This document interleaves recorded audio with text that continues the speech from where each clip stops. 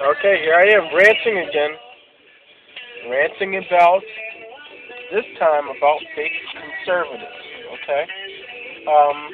And some of you fake libertarians too. I think as many times as you call Barack Obama a socialist or a communist or whatever, nothing can be further from the truth.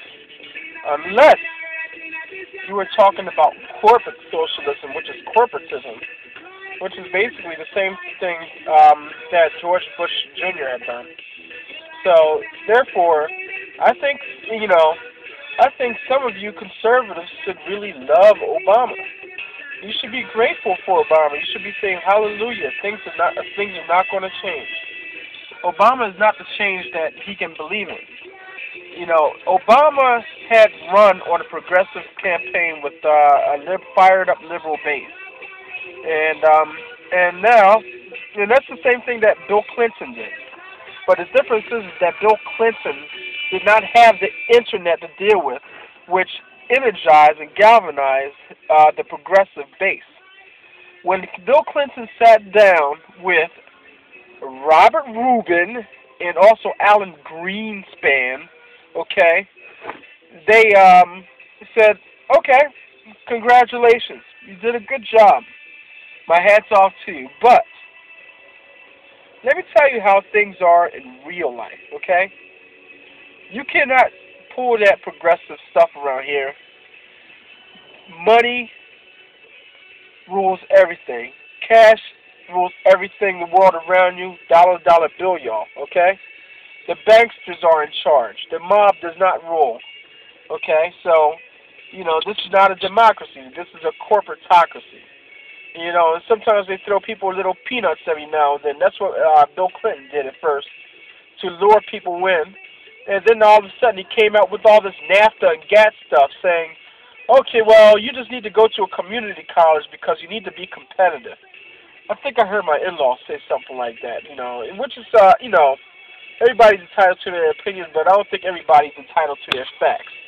It's just ridiculous to think you can compete on a global scale and yet have jobs shipped overseas, and just because they're cheaper to hire to other people and stuff like that, and yet leave this economy in ruins, That happened under the Bush era, it happened under the Reagan era, and it's happened also at the end of Clinton's presidency, and it continued on under George Bush.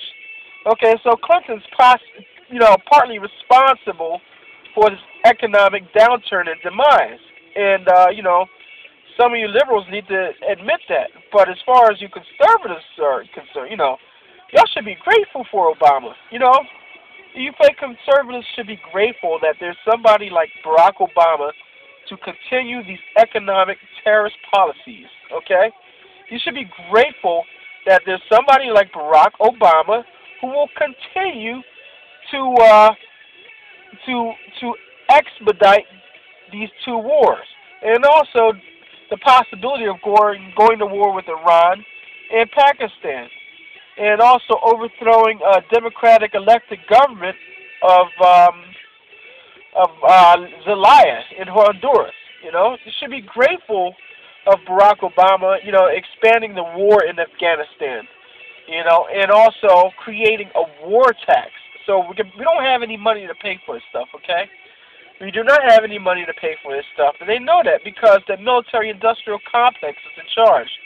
It needs money, and it needs to feed its base and its shareholders, and that's what it's all about. It's war profiteering, and there's nothing you can do about it, Obama. There's nothing you can do about it because you are a president. A president means nothing. A president does not have any power anymore. It's all about the banksters. It's all about the international corporation. It's all about the offshore criminal bank cartels that run this country. It's all about corporate personhood. Corporations are not people. You cannot cut a corporation and make it bleed. I'm a person. My son's a person. My wife's a person. My family, my next door neighbor is a person. And you know what? You cut everybody, they bleed. Corporations don't. And they have the nerve to try to say that corporations are people and their right of free speech is expedited through the use of monetary means. And so basically their money, corporations giving money is an example of their free